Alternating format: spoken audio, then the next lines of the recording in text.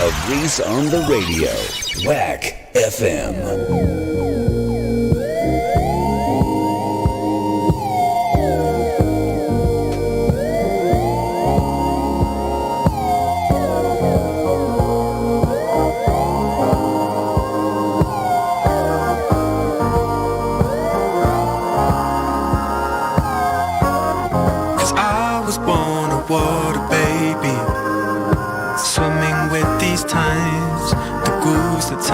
Way to sunshine, 'cause I will live through days that break me.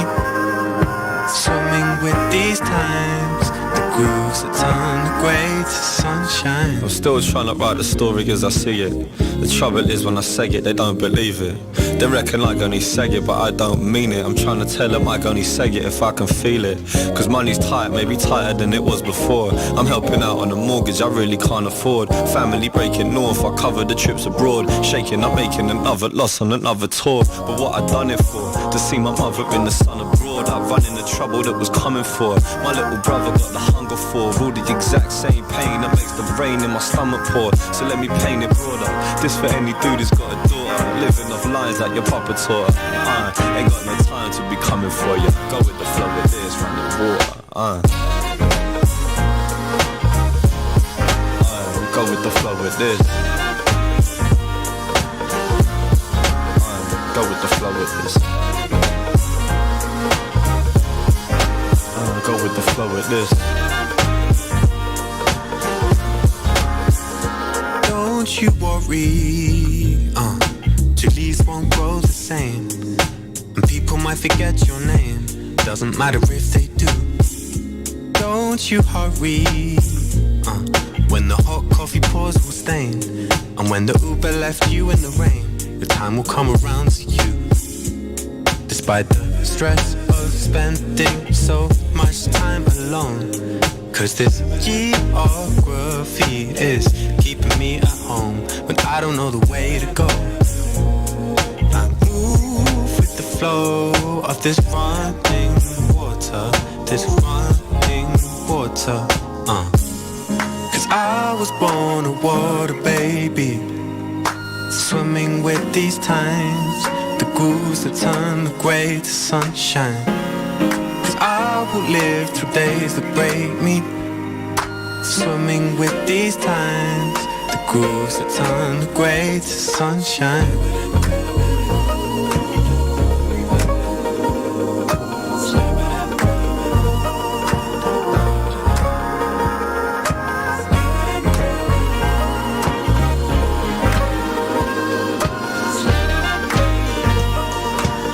Go with the flow with this, run the water.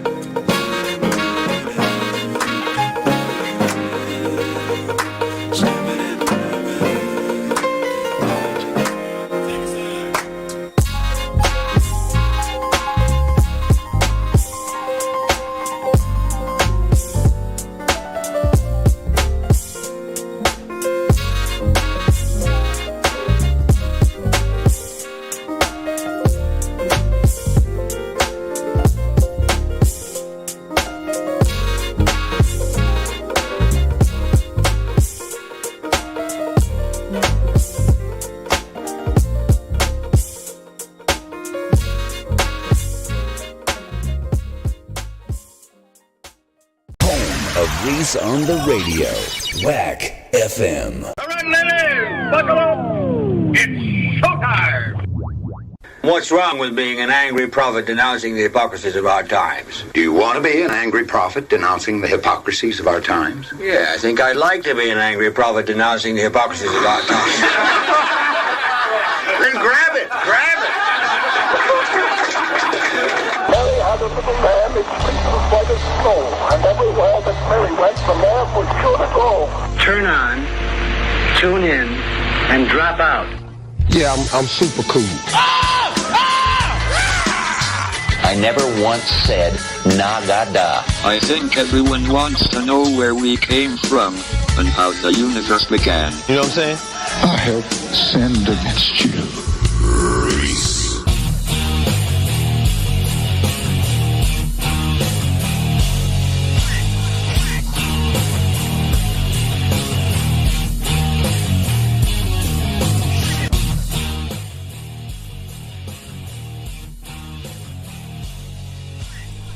Hey! What is going on, you scallywags? It's Reese on the radio right here live on Whack Family Music News and Talk Station. Another day for fun and I don't know, I just want to fix my flag there. Anyway, how are all of you doing today? I hope that you had a wonderful day today. I had an easy day today. I want to thank Carl and Thomas for doing a lot of the work today. They busted their butts today. They worked off their humps. It was too hot for me. I'm an old black man. I should not be out there traipsing through the sun, working like a slave. I own the company. I pay people to work. I shouldn't be out there working like some servant. I just collect the money. As P. Diddy said, don't worry about it whether or not I'll write rhymes. I'll write checks. Yes, John Beckman. Thomas is back. Yes, Thomas has been back for a while. Several weeks. He's been on the main crew. I thought today is the 27th. Refresh the date on the screen. I saw it, folks. It says the 26th. I refreshed it. It now says the 27th. Unless you're on YouTube, I didn't change there because I didn't update the date. It is the 27th, so forgive me. I'll shoot myself. All right, there we go. I made a mistake. Nonetheless, we're back. And I think we're going to come back to every night again. There'll be some nights that we might miss. But I miss doing this because I hate doing it at the end of the week. There's so much stuff that I forget. And I don't get to get into it. And I really live for this. So that's the reason why I'm back. So forgive me for my stupid hiatus. Hello, Carl. There's Carl right there. Carl, again, thank you. If you joined us late, Carl, I just wanted to thank you and Thomas today for working your butts off while I got to chill out and bask in the sun, making me look like a hero. While you two look like working stiffs, earning your keep today. You finally worked for your paycheck. I'm kidding, of course. But they worked hard today, so thank you guys. Let's get into it, folks. There's so much stuff to get into today. Let me stop this nonsense. This is actually bothering me. There we go. There's a lot of stuff to get into today. One thing in particular, we have to talk about Joy Behar today. Joy Behar may have done something I think is reprehensible. And I'm defending two people who I generally don't like. But today, yesterday I should say, Joy Behar has gone off the deep end, folks. She is now calling black people tokens out loud. We have her on tape. Calling Barack Obama and Kamala Harris tokens. Her words, not mine. If you haven't heard this, we have that video and audio for you. So stand by. You will see it. It's an interesting piece. We have to talk about Biden. How is the president of the United States going to get in trouble? I'm the leader of the free world. Okay? I can urinate in the Lincoln bedroom if I want to. I am the leader of the free world. I can do whatever the F I want. But Joe Biden is running around here talking about how he can get in trouble. I'm really going to be in trouble. Yeah, he's really going to be in trouble, ladies and gentlemen. He thinks that he can get in trouble. And what does that mean? Just think about it. He literally said this. Look. I'm really going to be in trouble. Why is he going to be in trouble? Because his handlers are abusing him.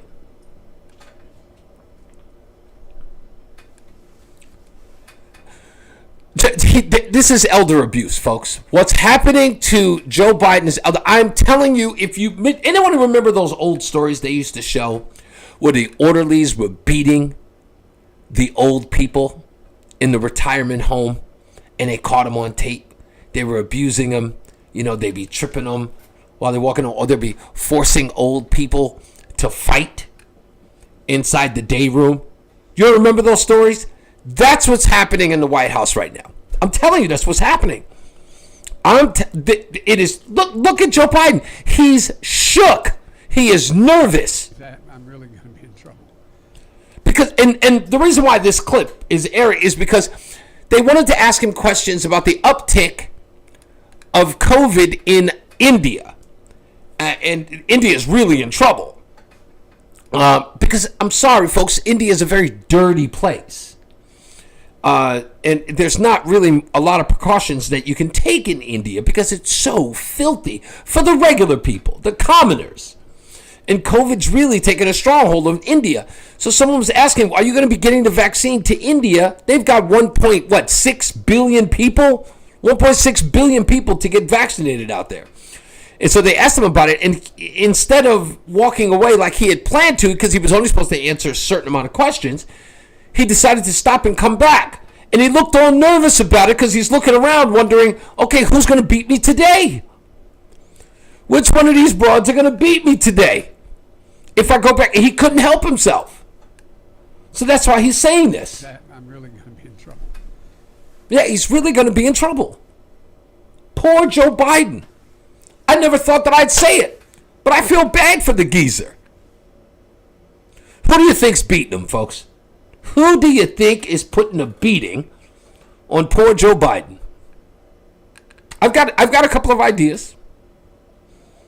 I think Jen Psaki.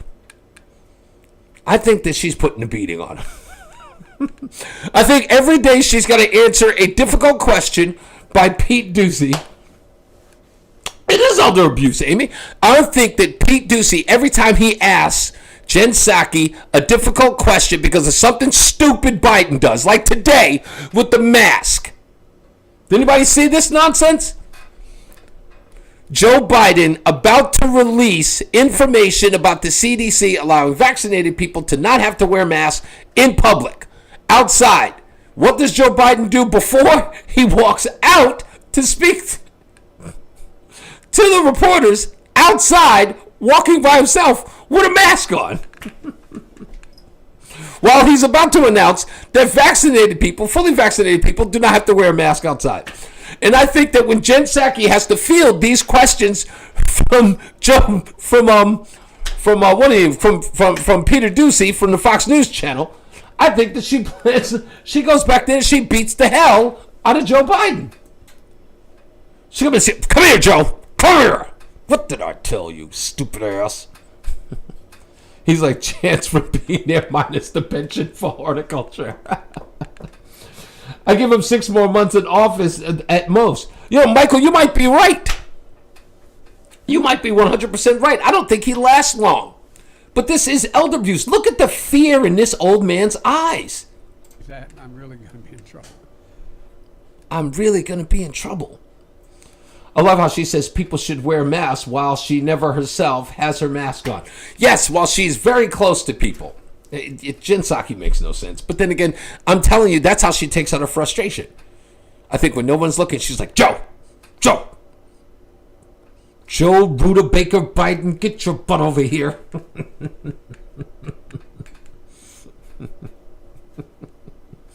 Joe Rittenhouse Biden, get yourself over here. And she just puts a beat in him. Come here. She gives him noogies. Little rabbit punches to the back of the head. I'm sick and tired of you making me work so damn hard. Kamala, come in here. You know Kamala whoops him. You know Kamala. Kamala looks like, listen to me. Ask yourself this question, folks. Kamala Harris. She works for, what's the name of that company? It's called Visiting Angels? Yeah. Kamala Harris works for Visiting Angels. That woman shows up at your door to take care of Nana. I'll put any amount of money that every one of you are putting the little camera in the teddy bear. Or you're sitting outside like that. What's that bitch doing? What's that bitch doing to Nana? I put that amount of money on it. In the heartbeat, I wouldn't trust her. You know Kamala is she's probably putting strychnine or something. What was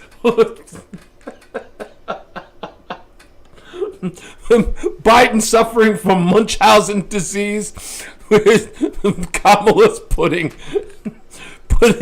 Lysol. No, not Lysol. What was it? What was the stuff that in The Sixth Sense they found out that the mother was feeding the mother's feeding the child. If it's Lysol, it was some sort of thing. Her crappy hyena cackle would doom her in the Visiting Angels interview. Amy thinks that Hunter beats him. I don't think so. I think Hunter, like, does anyone remember the movie Parenthood with Steve Martin? Like, it's a huge, it's like a lot of great actors in it. Keanu Reeves, Diane Weiss, Steve Martin, Mary Steenburgen, who I've always had the hots for. And Jason Robards plays everybody's dad. And he's got the one son who's a real bum, complete bum. And he's always gambling the money away, and Jason Robards keeps giving him money no matter what, no matter how. I look at those. When I think of Hunter and Joe, I think of that dynamic from the movie Parenthood. Yeah, Drano, yeah. Drano. Yeah, they were putting, I think it was some sort of Drano stuff that was in The Sixth Sense, Amy, that was on the videotape that the little girl brings out. Reese, you're looking nice. I see you shaved recently. No, not really. It's a little, I shaved a little while ago and I got the 5 o'clock shadow coming back. It's more like 7:30, but a little bit. That's all right, Kimberly. I appreciate you saying that look nice. But yeah, this poor guy, Joe Biden, just, for those of you who missed it, this is him today. I'm really going to be in trouble. Yeah. Yes, in the girl's suit. That's correct, Amy. Kept feeding her the Drano, and that's what I think that they'll do. Joe Biden, look, I'm sorry, I would have a food tester right next to me, and it would not be Jen Psaki or Kamala Harris. Maybe Jill Biden. I don't think Jill Biden's really helping him either. I think that she's in on it. Because imagine, listen, let me tell you something. Jill Biden. Now, I'm going to say something a little effed up here, okay? So bear with me. It's not like I'm ever really a nice guy. But Jill Biden is a coattail riding type of woman. And if you listen to her ex-husband talk about how Joe and Jill really met, how she was having an affair with Joe Biden beforehand. She said it was like, how they, sort of fell in love, and it was all dreamboatish and, Harlequin romance type stuff. But her ex-husband, who didn't do it in a very spiteful and mean way, was just saying, hey, that story's a little different than what's being reported by the Bidens. He was a jilted guy, I give him that, but he said it with a how do I put it? He said it with some decency. He didn't do it to be salacious. He wasn't even trying to be salacious. He just made it clear that, hey, listen, the story that they're telling isn't exactly accurate about how they met, and she's kind of a coattail rider. Now, that being said, why am I mentioning this? Because I believe that if Joe Biden, if indeed he were to ever succumb to some weird illness, okay, I think that Joe Biden would be, she would ride off into the sunset as like a new Jackie O. Now, not that Jackie O was very, very reclusive. For those of you who know, Jackie Kennedy, who became Jacqueline Kennedy Onassis, she became very reclusive. She lived in New York on Fifth Avenue. I've been to her apartment a couple of times. But she was very reclusive, very to herself. Didn't do a lot of public speaking. Very private woman. But Jill Biden, in the age of social media, Jill Biden would be running around, as the first widow. I mean, that's what she would be. She would stay in the White House. And she would have like her own separate room, like a mother-in-law suite in the West Wing. And she'd be the first widow. That's what she would be. And she would ride that forever. And she would write books about her grief. That's what it would be about. It'd be Jill Biden's grief. Those hair plugs under certain lighting are particularly hot on Dr. Jill. Do I like any Democrats? Kimberly, I don't, it's like asking me a ridiculous question like, do you like any Republicans? I don't like anybody who's a Democrat who's underhanded and is a piece of garbage. I'm sure there are a lot of Democrats that I like. I couldn't tell you who they are. The people I'm talking about are the people who are scumbags. I'm sure there are plenty. You're a Democrat. I like you. I mean, nothing wrong with that. Stephanie Beard is a Democrat. I like her. So there are plenty of Democrats that I like. Anyway, all right, moving on. Let's talk about what's her name? Oh no, you know what? I don't want to get into. Maybe we should. Yeah, let's get into this, folks. Joy Behar. Now, look, I was one of those people before I found a new way of life.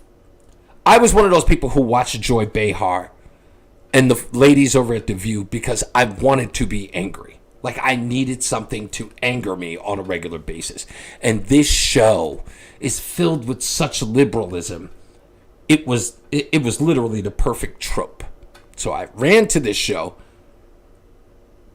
to piss me off. And sometimes you get a good gem.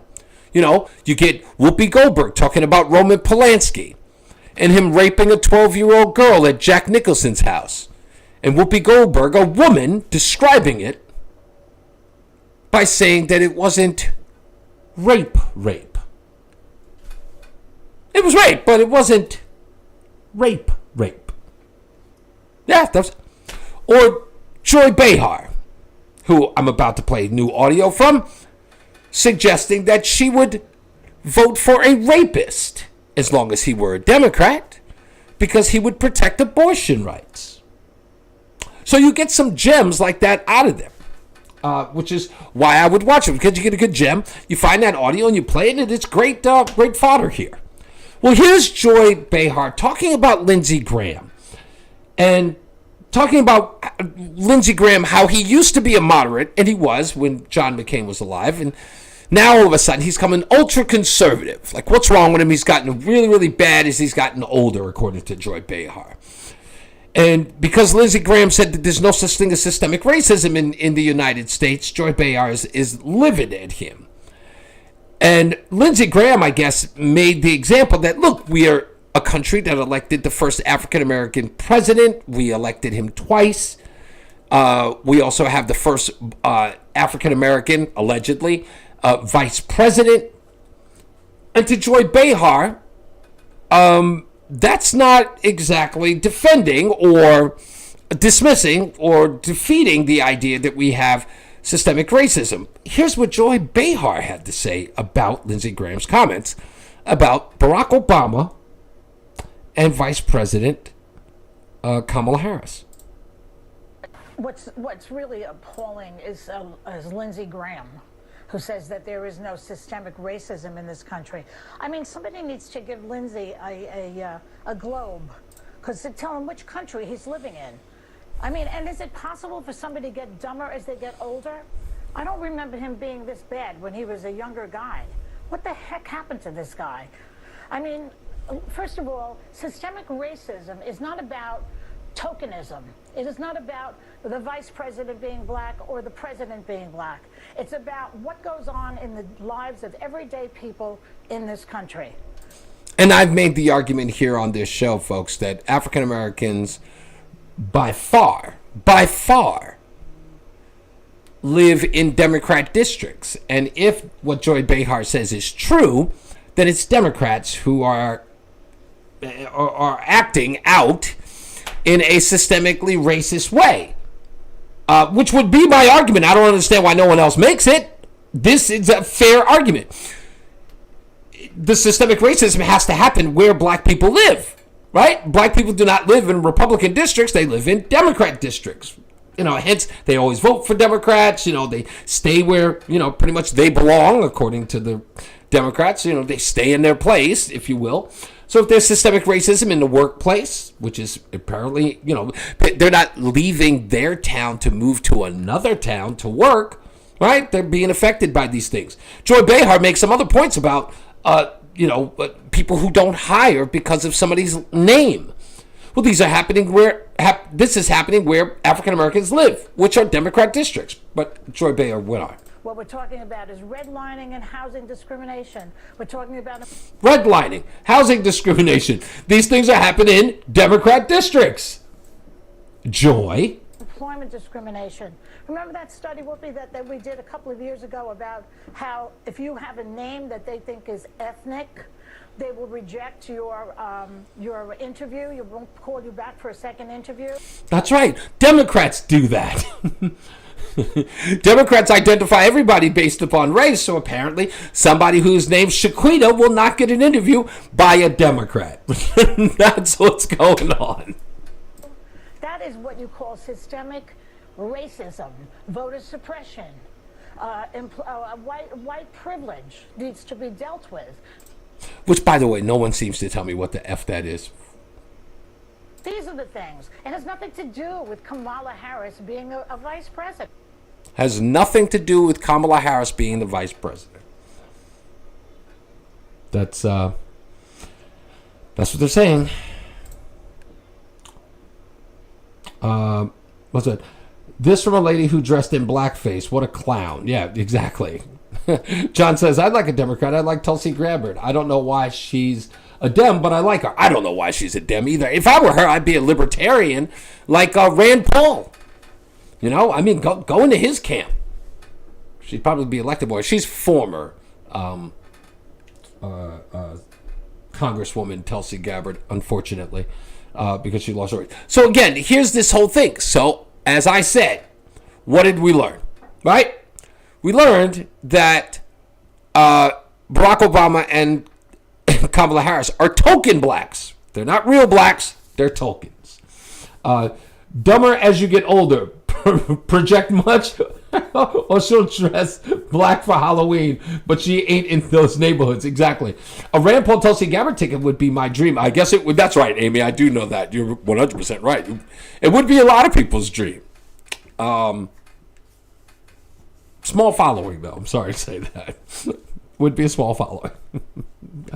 That may make you upset. And I love you, Amy. I don't want to upset you. But yeah, just she doesn't know what she's talking about. And Joy Behar is very, very far removed from Brooklyn, from her Brooklyn days or New Jersey days. I think she's from Brooklyn. Talking about how Barack Obama, that's tokenism. Wow. So she'll be forced to have to apologize for that if she hasn't already. We'll check into it and get to it soon enough. James Carville, the Ragin' Cajun. Does anybody know that guy's back? Yeah. James Carville on the state of Democrat politics. This is an article that comes out of Vox. It says, I called James Carville hoping to get his thoughts on President Joe Biden's first 100 days in office. He obliged, then one question in, he brushed aside the exercise to talk about why the Democrats might be poised to squander their political advantage against a damaged GOP. His failure to cooperate may have been the best... Oh, sorry, let me do this. This makes it better, so I don't have to look all the way up there. My apologies. His failure to cooperate may have been the best since the first 100 days ritual can sometimes lead to dull, diddleful analysis. What Carville offered up instead was a blunt critique of his own party, even as after a successful 2020 election cycle. A sequel of sorts to his humiliation, full mutations during the last year's Democratic primaries. The longtime Democratic strategist is mostly pleased with Biden, but whereas much of the party seems to be going, that has him worried. Wokeness is a problem, he told me, and we all know it. According to Carville, Democrats are in power now, but they also narrowly defeated Trump, a world historical buffoon, and they lost congressional seats and failed to pick up state legislatures. The reason is simple. They got a messaging problem. A delighted edited transcript of the conversation follows. Now, why is Carville talking about wokeism, and why is he concerned about wokeism? Well, it's simple. Carville will tell you isn't always truly honest when he reveals a lot of this stuff. But let me tell you, because I know Carville well, and I've followed Carville for a lot of years. I understand his strategy, and I understand why he's been successful. I also understand why he really rarely gets into the business today. But he understands why wokeness is hurting, because something happened that was absolutely unheard of. And it happened very recently, and we talked about it here on this show. Maybe we didn't, but no, we did not. Did you know that Barack Obama's name was removed as a possibility for a school in a heavily Latin district? And this is just a couple of weeks ago. And wokeness caused that to happen. Now, we're talking about the first African-American president elected into office twice. Hope and change. Most progressive since FDR. Right? Michelle Obama, loved and adored on magazine covers. You know, I mean, literally, these people had carte blanche to your lives. They were mommy and daddy, Chris Rock said. And knows what you're supposed to listen to. You listen to mommy and daddy, Chris Rock said. Remember that?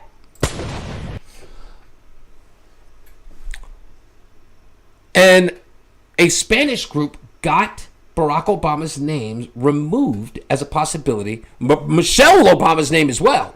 Removed as a possible name for a school that they were changing. Because they called Barack Obama the deporter in chief.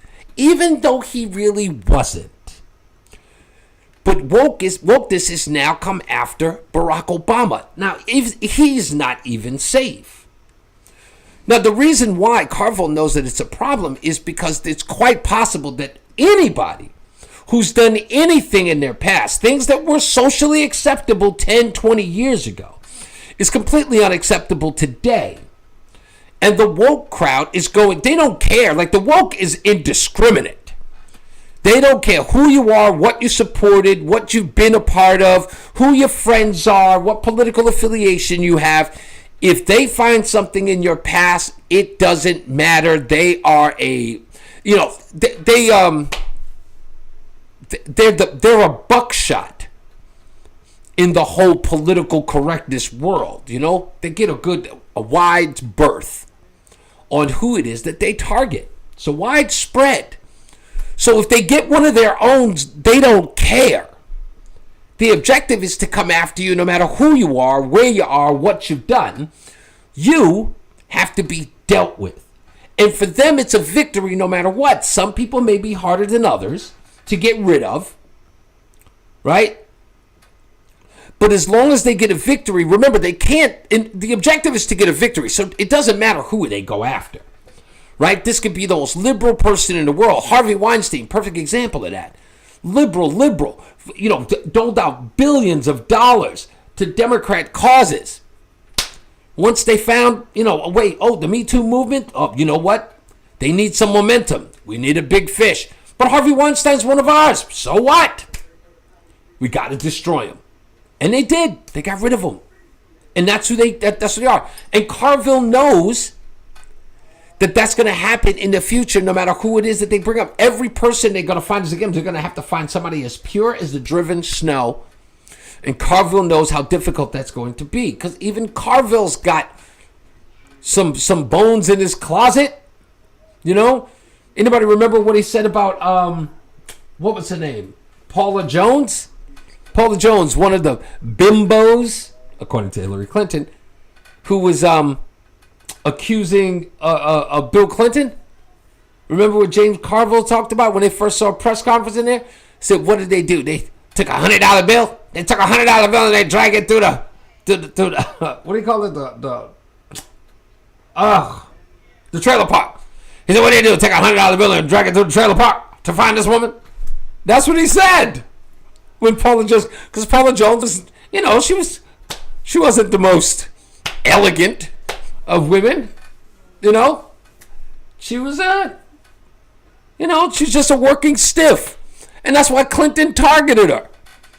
You know, I made this analogy many, many moons ago. The guys like Clinton, Tiger Woods, remember his scandal? These guys, powerful men, they don't date powerful women. Powerful women intimidate them.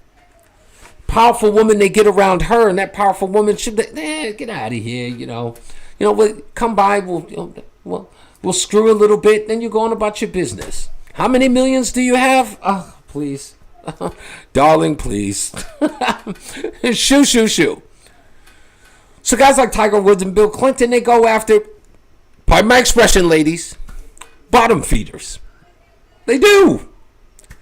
Paula Jones, nothing against her. She, of course, had absolutely no reason why the woman should have been treated in the manner that she was. I'm not saying that this gives him the right to treat her like she's nothing.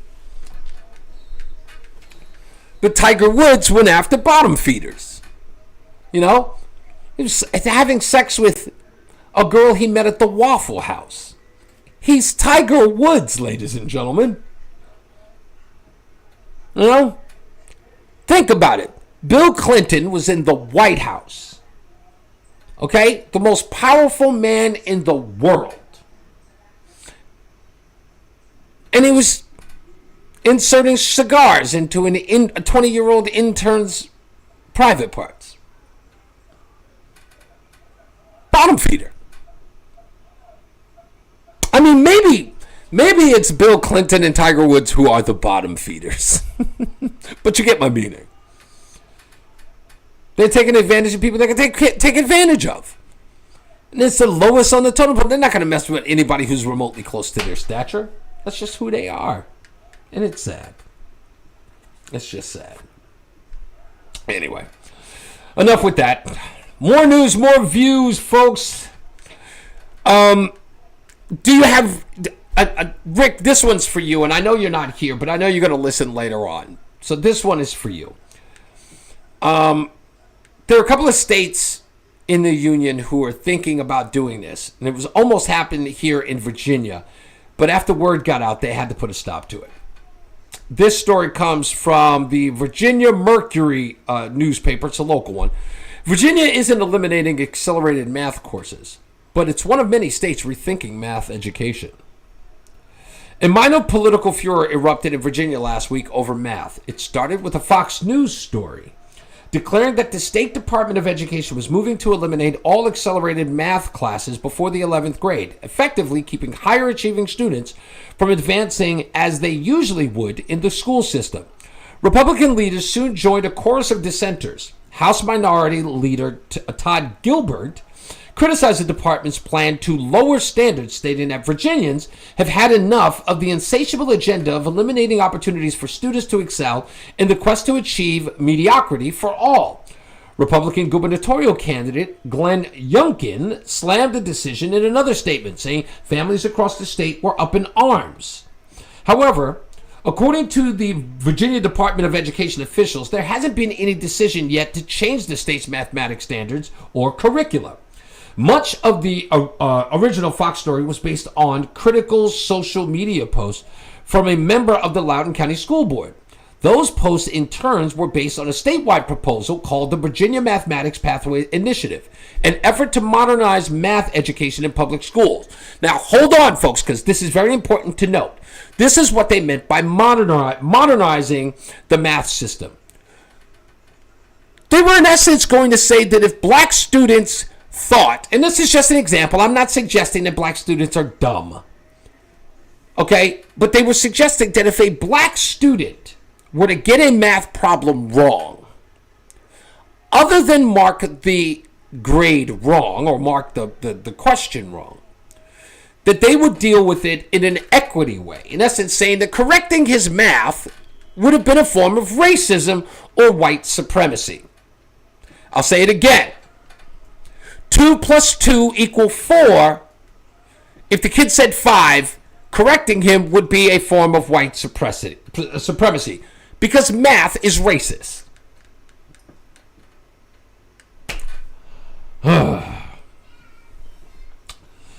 But in regional webinars, experts and department officials outlined significant potential changes on how math in Virginia is structured. One widely circulated graphic eliminated courses such as Algebra 1 and 2 in favor of foundational and essential math concepts with more advanced classes, including calculus and geometry, not starting until the 11th grade. So in essence, if your kid was good in algebra and could advance into calculus, they would say no. And he'd have to wait until the 11th grade in order to take that course. In webinars, the Virginia Department of Education officials have been upfront that the initiative is based on data, especially standardized test scores that show black, Hispanic, and low-income students have lower pass rates on state math assessments than white and Asian students.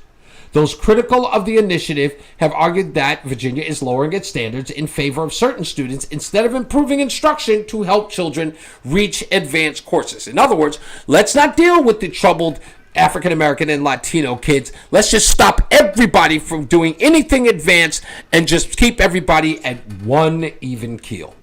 It's disgusting and despicable because equity, and that's the new word of the day, folks, equity, that's more important than anything, is about controlling outcomes. So we can't have any kids doing better than anyone else. Everybody has to be the same.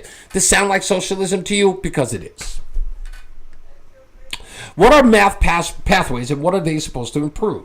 In Virginia, like much of the country, most math curriculum follows one traditional route. The Charles A. Dana Center at the University of Texas, whose research has informed pathway initiatives in multiple states, describes it as a course in geometry sandwiched between 2 courses in algebra. The larger goal is to send as many students as possible down the path towards calculus. That's because upper-level algebra courses are viewed as more rigorous by many colleges and often required for admission or to transfer credits. But over the years, educators have found that they alienate students who don't need those courses in their future careers. Some, for example, might be better served by statistics classes that provide a strong foundation for the classes that they'll take in college. Other students might make the decision to stop taking math classes as soon as they can because the information just doesn't apply to them. Now, look, I don't really have a problem with that portion. If math is not going to be applied to the career which you, because I believe that you should study for the career in which you want. Now, that isn't to say that you shouldn't take basic math classes. It's algebra does not really apply to regular life. Okay, do the math. Algebra does not really apply to a lot of the world. I mean, other than just counting money. You might need it for taxes. So yeah, there's a basic math and there's a basic curriculum. Calculus is probably not you unless, of course, you're going to be a scientist or things like that. But this whole idea that they're going to dumb down the system because they think that this helps black students is asinine and stupid at best. Which is what I'm very, very happy to report that these folks are not going to do. Oh, let's get to the cream of the crop, folks. Let's get to the cream of the crop. I'm really going to be in trouble. White liberals are more likely to have mental health problems, says a study. Are you ready for this story? White liberals are more likely to have mental health problems. White liberals are more prone to mental health disorders than individuals who identify as conservative or moderates, according to a Pew Research Center survey. 62% of whites who classify themselves as very liberal have been told by a doctor that they have a mental health condition. Oh, I'm hoping that White Mike is calling in to talk about this study. Mike, is that why you're here? Well, yeah, I was going to call and kind of catch up on the Oscars with you because you had your issue yesterday, but this is better. Yeah. The only subject in the world which can be said to be totally free of racial bias or any kind of cultural baggage is mathematics. That's correct. Mathematics is the universal language. Numbers are the same, figures are the same. That's correct. That's how come we can have scientific breakthroughs with people in China who don't speak English. That's correct. Math is it. There's nothing racist about math. They're just pissed that some people in the school district happen to do really well at math for some reason, and some people historically rank at the very bottom. Now listen, you've got who knows what. you've said this for years, and you've been a part of my show and a supporter since what, 2013 even, maybe late 2012. Yeah, whenever Zimmerman was. Yeah. So 2013. So you've said this before. You've said that black students do have an issue with learning. Now, and I'm paraphrasing what you said. Can you elaborate on what it is that you said? Because you said that there are certain things within black students where they cannot conceptualize certain things. They have certain learning disabilities. I'm trying to be graceful. I just go by, I found a study from the American College Board. Okay. Which is the people that administer the SAT. And all right. There cannot be a more PC bunch of folks than that bunch of academics. Right. And they found that when they looked at the SAT breakdown by racial demographic, that economics had very little to do with it, economic standing. Uh-huh. It broke down purely down racial lines with, Asians and Ashkenazi Jewish type people scoring way high. Right. And then Indian students were up there, and then for some reason, black students, whether it's a cultural thing, who knows, always scored lower. Even students from black families with high income scored lower than white students with low income. Wow. Why? But not school should not be dumbing down the curriculum so that some people don't feel badly about themselves. Do you believe Schools should find the top students, right, and maybe segregate them out and teach to them and try to bring everybody up to the same level. You don't change the standard just because somebody's bad at it. Do you believe that the reason why African American students do poorly, no matter what economic group they're part of, do you believe that there is a cultural issue that suggests that education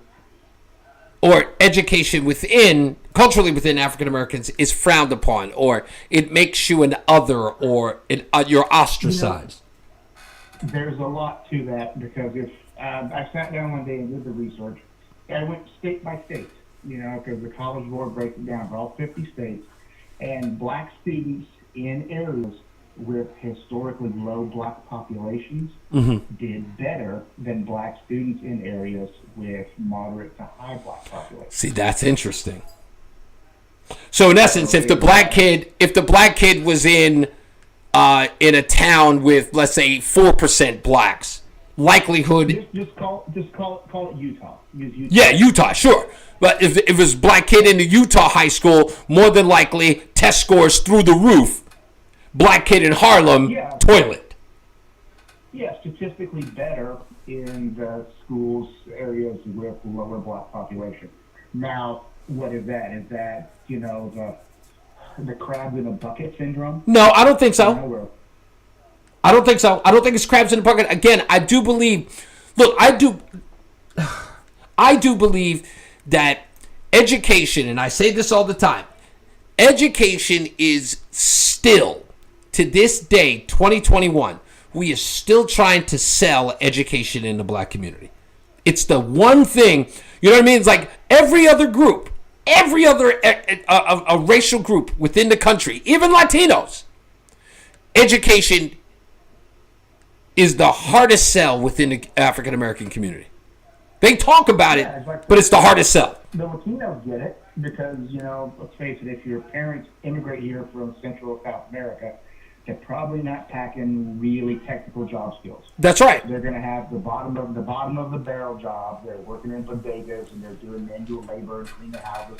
They don't want their kids to do that. Correct. They want their kids to get their piece of the dream and, climb up out of that mud. Absolutely. But, there's, I don't want to act like I'm a Negro anthropologist or anything. But the value systems that we see in the media are totally different from what they feed white kids as heroes and black kids as heroes. Yeah. There's no working class black everyman story. A guy works himself up and gets a good job and becomes successful. They don't glorify guys like Herman Cain. Right. They glorify athletes and performers and drug dealers for some reason. What's the most popular gangster movie among urban youth? Scarface. I'm gonna say Scarface, right? Yep. And Tony Montana is a hero. Absolutely. In their eyes. Absolutely. He's a monster. He's the bad guy. Right. He's the bad guy. But white audiences and black audiences get two totally different things out of that. Absolutely. It's confusing, man.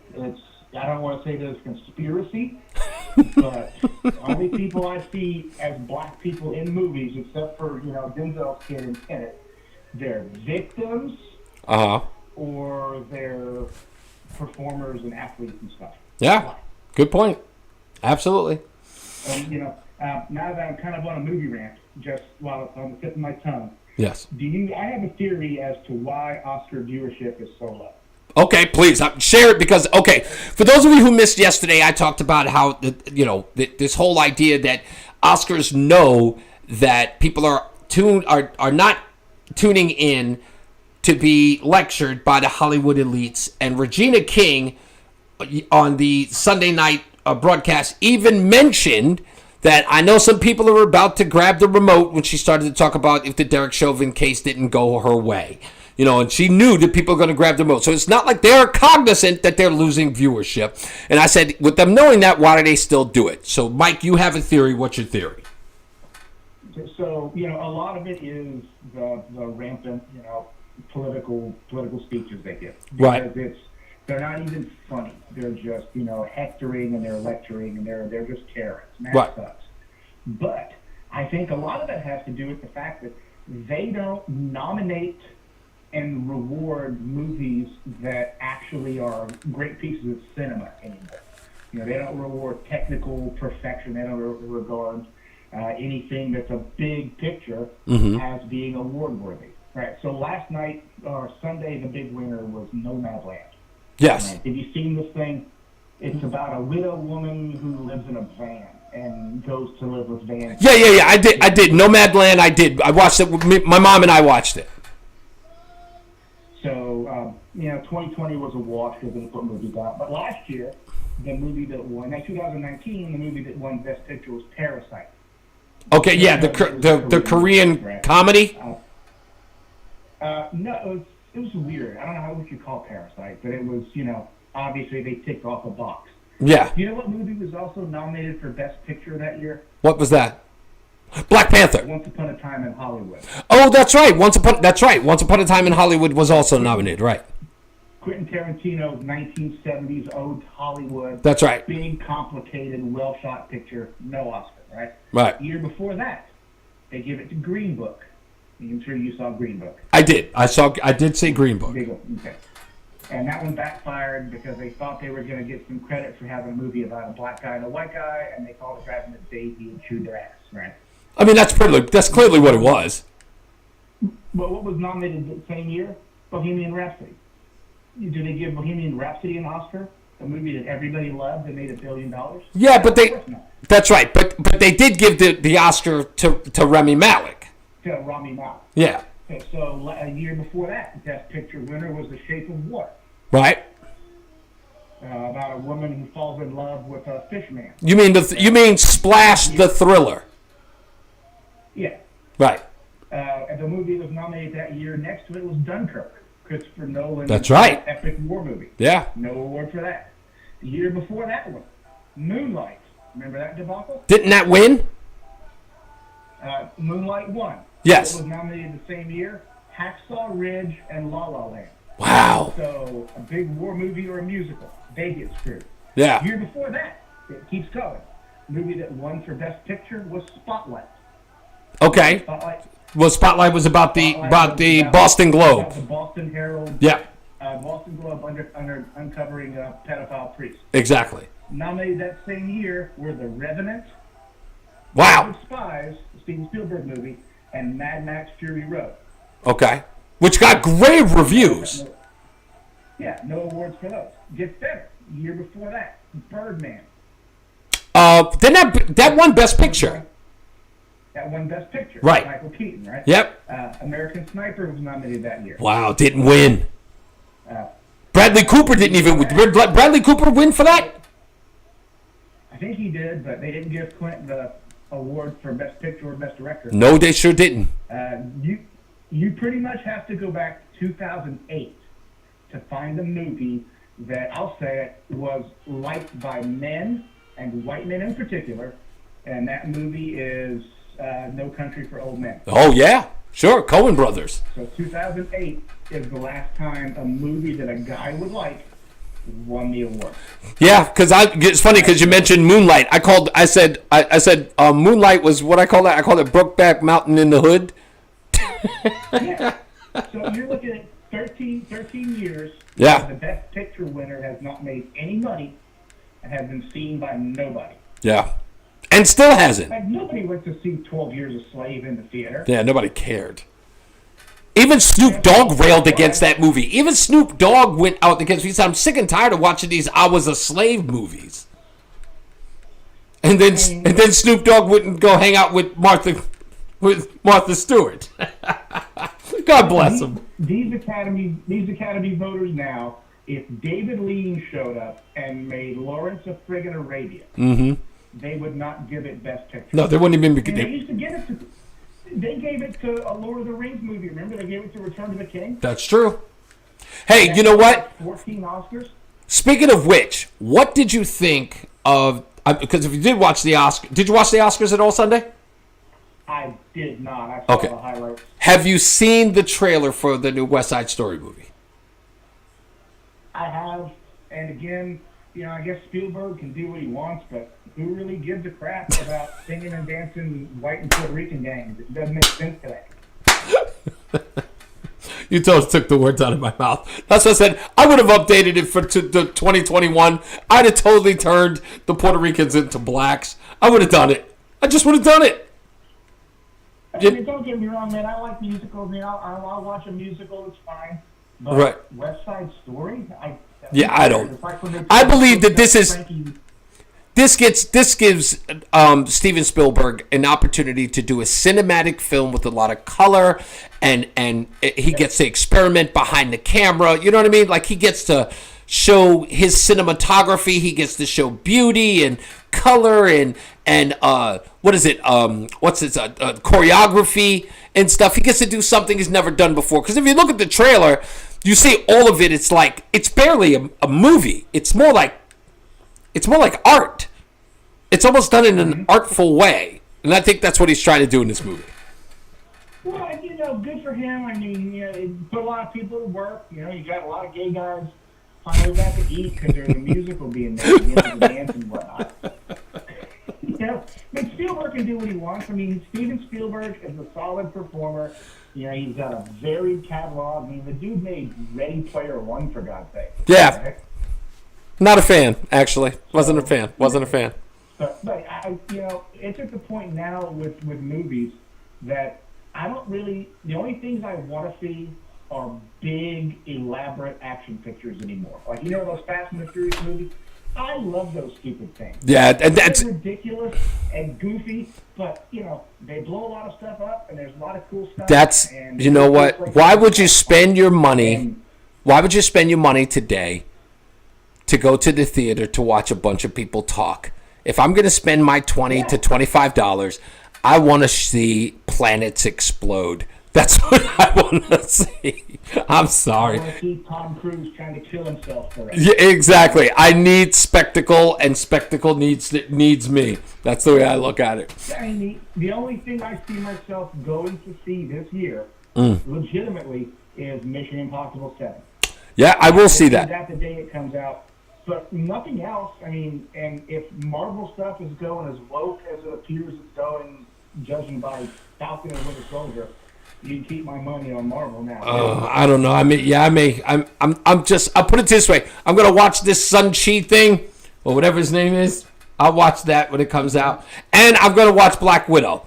So when that comes out on Disney Plus in May, so I'll watch that. I'll see what happens, and I gotta watch Loki. And if Loki gets woke, we're done. Oh, speaking of wokeness, real quick, the CW. Yes. Has been rebooting old shows. Yes. So they rebooted Walker, Texas Ranger. I did see that. Brother and a drinking problem. I did see that. They rebooted Kung Fu. I saw that, and it's a broad who was supposed to be a monk. Yeah, she's a chick who lived in a Buddhist monastery. You know, where they can't talk to women. Yeah.